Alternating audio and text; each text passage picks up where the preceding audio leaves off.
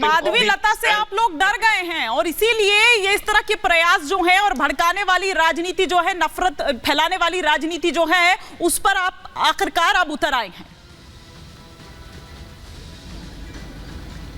देखिए, मुझे लगता है कि डर तो भारतीय जनता पार्टी गई है और वो डर इसलिए है, वैसे तो वो किसी से नहीं डरते, उनको समझ में आता है वो करते हैं। चाहे आप देख लीजिए कि किसी राज्य की सरकार गिरानी हो, चाहे चंडीगढ़ का मेयर जिता के लाना हो, वो सब चीजों से। लेकिन इस बार इसलिए माधवी लता का नाम लिया मैंने और आप क्या कह रहे हैं? आप कह रहे हैं कि आपका वोट उन तक जाना चाहिए, उन तक मैसेज जाएगा। सुनिए ना, सुनिए उन्होंने कहा क्या कि जो इबादत गाहों को निशाना बनाते हैं, 3 तलाक जो लाए हैं, सीएए लाए हैं, एनआरसी एनपीआर करना चाहते हैं ताकि हम स्टेटलेस हो जाएं, ये डराना नहीं है तो और क्या है सर? बरगलाने की तो कोशिश कर रहे हैं ना आप लोग, और क्या कर रहे हैं?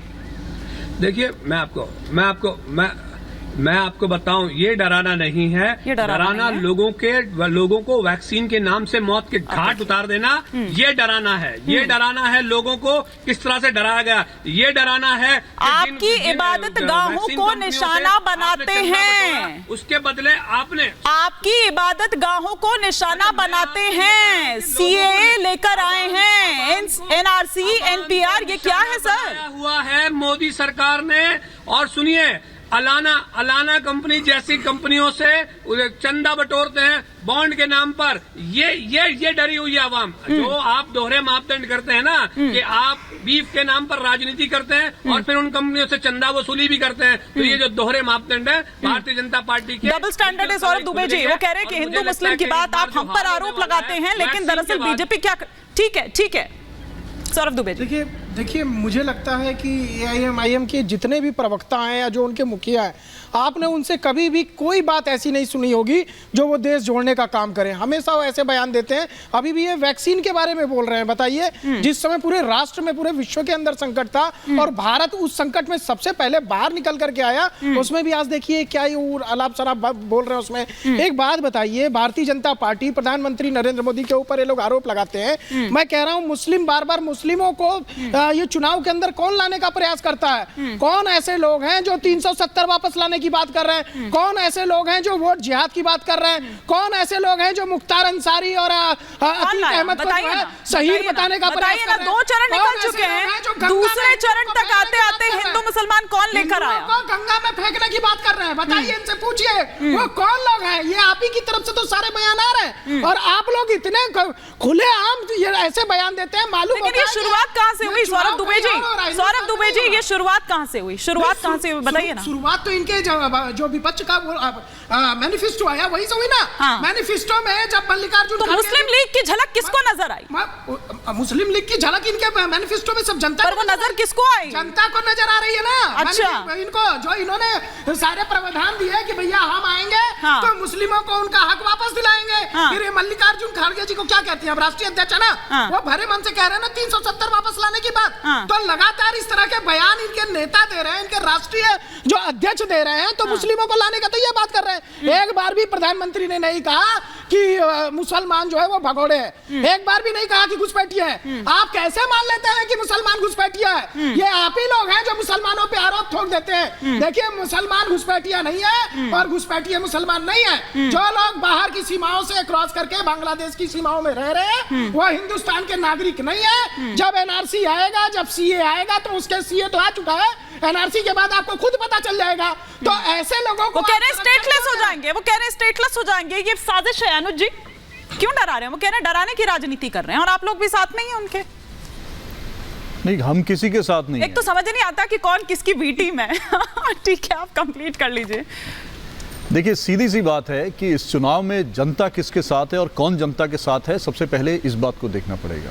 ये चुनाव जनता से जो प्रॉमिसेस किए गए हैं और जो परफॉर्मेंस की बात जो अब की जानी चाहिए उस पर नहीं हो रही है। ये अपना फेलियर्स को छुपाने के लिए चुनाव का नैरेटिव बदलने का काम लगातार भारतीय जनता पार्टी कर रही है। आज ये बार बार कांग्रेस पार्टी के मैनिफेस्टो को बदनाम करने का प्रयास करते हैं। बहुत दुख होता है। जनता को भी बहुत आज की देख में जो है देश की जनता जागरूक है। ये कांग्रेस पार्टी की देन थी, कांग्रेस की सरकारों की देन थी कि आज छोटे से छोटे व्यक्ति के हाथ में और गाँव के एक बच्चे के हाथ में भी मोबाइल फ़ोन है, स्मार्टफोन है और वो देख लेता लगता है कि हमारा देश का प्रधानमंत्री सच बोल रहे हैं या विपक्ष के नेता झूठ बोल रहे हैं। लेकिन तत्काल बात कैच हो जाती है ना, वो कह रहे हैं कि भैया आप तो हमारा हक छीन कर उनको दे देंगे, यानी कि मुसलमानों को दे देंगे, और वो कह रहे हैं कि मैं अपने जीते जी ऐसे नहीं होने दूंगा। ये पीएम कह रहे हैं। देखिए, कांग्रेस पार्टी आज की डेट में प्राइम मिनिस्टर का धन्यवाद देती है, भारतीय जनता पार्टी का आभार व्यक्त करती है कि जिस मैनिफेस्टो को इतने ध्यान से नहीं देखा जाता था किसी भी राजनीतिक दल के, लेकिन जब से इन्होंने दुष्प्रचार करने का प्रयास किया है, मैनिफेस्टो के नाम पर झूठ बोलने का प्रयास किया है, 70 लाख से ऊपर लोगों ने ऑन रिकॉर्ड जो है ऑनलाइन कांग्रेस का मैनिफेस्टो सर्च किया है, उसको पढ़ने का काम किया है। और जिस मैनिफेस्टो को पढ़ा है, पहली बात तो इनका जो है शक दूर हो गया। कहीं कोई बात नहीं लिखी गई कि किसी से किसी की संपत्ति छीन करके किसी एक करके वो राकेश त्रिपाठी जी को थैंक्स बोल रहे हैं कि मैनिफेस्टो पर अभी तक इतना ध्यान कोई देता नहीं था, इस तरीके से पढ़ता नहीं था, but thanks to Rakesh Tripathi ji and उनकी जो पार्टी। एक कर सिर्फ अनुज जी और राकेश त्रिपाठी जी। देखिए हिमानी जी, मैं वही बोल रहा था कि ये जितना इन्होंने दुष्प्रचार किया, आज जनता ने फैक्ट चेक कर लिया, फैक्ट चेकिंग का जमाना है। हाँ। और उनकी आंखें खुली कि एक तो ये झूठ था, कुछ नहीं बोला। दूसरी बात, सबसे अच्छी बात कांग्रेस के पक्ष में इन्होंने क्या की। हाँ। कि जो कांग्रेस के 5 न्याय और 25 गारंटी की बात की थी, उसको जनता ने एक एक शब्द को अक्षर से पढ़ा है और उस पर विश्वास करने का काम किया है। इसीलिए इन 2 चरणों में जिस तरह से भारतीय जनता पार्टी बौखला गई है, हार सुनिश्चित दिख रही है, और कांग्रेस का जनता जानती है कि इन्होंने 10 वर्षों में कांग्रेस को बदनाम करने का काम किया है, झूठ बोलने का काम किया है। लेकिन अगर इस देश में सेल्फ गोल भी मारे जाने हैं ना, वो विरासत टैक्स की बात कौन लेकर आया, वो विरासत कर की बात कौन लेकर आया? बताइए कहां है कांग्रेस के मैनिफेस्टो? कांग्रेस पार्टी ने ऑफिशियली कहां बोला है? कौन से कांग्रेस पार्टी के नेता ने ऑफिशियली कांग्रेस की तरफ से आया है?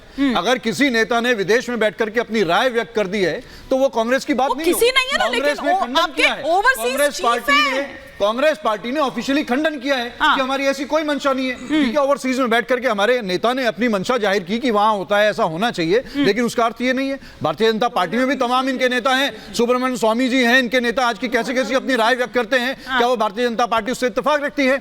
अरुण जेटली जी के समय में जिस तरह से जो है और तमाम नेता थे, क्या उनसे इत्तेफाक करते थे? शत्रुघ्न सिन्हा ने कितना बोला इनके बारे में, क्या उनसे इत्तेफाक रखते हैं? मुरली मनोहर जोशी जी ने कितना बोला, क्या उनसे इत्तेफाक रखते हैं? इन्होंने तो सिरे से खारिज कर दी। लेकिन कांग्रेस पार्टी जो हमारा मैनिफेस्टो है, जो उसमें जो लिखित बातें हैं, 5 गारंटी, 25 जो उसके साथ जो जनता के न्याय की बात की है, उन सब की बात हो रही है। उन पे कांग्रेस पार्टी कल भी स्टैंड थी, आज भी स्टैंड थी। उन्हीं गारंटीज के ऊपर चुनाव लड़ा जा रहा है। उनसे एक रिएक्शन ले लूं, ओपनिंग कमेंट भी उनका हो नहीं पाया। सुमित सोनी जी, एक तरफ तुष्टीकरण की राजनीति और दूसरी तरफ संतुष्टीकरण की राजनीति, ये प्रधानमंत्री नरेंद्र मोदी की ओर से कहा गया था, और हर आए दिन हम देखते हैं वो तुष्टीकरण वाली जो राजनीति है वो दिखाई देती है, फिर चाहे वो असदुद्दीन ओवैसी साहब हों या फिर कांग्रेस ही क्यों ना हो। आपको लग रहा है कि ये वाला जो चुनाव है तुष्टीकरण वर्सेस संतुष्टीकरण का, लेकिन लेवल कई आ रहे हैं, लेवल इस पर कई आ रहे हैं और हर लेवल बढ़ता जा रहा है सर, और ज्यादा हार्ड होता जा रहा है। हिमानी जी, कैसा है, 2014 में कांग्रेस पार्टी सत्ता के नशे में चूर थी, 10 साल इन्होंने शासन कर लिया था, इनको लगा ये जो परिवर्तन है स्वाभाविक है, चलो हम कुछ दिन छुट्टियां मना के आते हैं, देश पर तो हमारा कब्जा है, जिस तरह से 50-55 साल से हम शासन करते रहे हैं, ऐसे ही हम यहाँ पर अपना कब्जा जो है कायम रखेंगे। 2014 में देश की जनता को नरेंद्र मोदी जी से भारी अपेक्षा थी, जिन अपेक्षाओं को उन्होंने भली भांति पूरा किया, उसी का नतीजा रहा कि 2019 में देश की जनता की जो अपेक्षा थी वो विश्वास में बदल गई माननीय प्रधानमंत्री नरेंद्र मोदी जी के प्रति। लेकिन ये तो कह रहे हैं कि नफरत पैदा कर रहे हैं, ओवैसी साहब भी कह रहे हैं और कांग्रेस भी कह रही है कि नफरत पैदा कर रहे हैं पीएम। विपक्ष को हजम नहीं हुई। 2024 में अभी ये वर्तमान में बौखलाए हुए हैं। मैं आपको बता दूं, अभी प्रथम चरण में जो चुनाव हुआ था 2014 में, चुनाव का वोट प्रतिशत, कुल वोट प्रतिशत 64% रहा। 2019 में वो कुल प्रतिशत 67% था। प्रथम राउंड में जब वोट प्रतिशत थोड़ा कम गया तो विपक्ष ने बड़ा दावा ठोका, विपक्ष ने बड़ा जश्न मनाया कि बीजेपी जा रही है, लेकिन इनके सपनों पे पानी फिर गया दूसरे चरण में, और अभी तमाम चरण बाकी है। मैं इनको ये बताना चाहता हूं कि आज के दिन जो जनता का मोदी जी के प्रति अपेक्षा और विश्वास का जो कारक था, आज वो प्यार में बदल चुका है। मोदी जी की कथनी और कहनी में कोई अंतर नहीं है, इसीलिए लोगों ने जान लिया है कि मोदी का कहना मतलब एक गारंटी है, एक स्थायी सरकार, एक स्थिर नेतृत्व आज के दिन देश की जनता चाहती है। और ये तमाम विपक्ष एक बागड़ बिल्लों का मैं बोलूंगा दल कि मतलब 100 बागड़ बिल्ले एक शेर का शिकार करने में लगे हैं, जो कि कभी भी संभव नहीं है।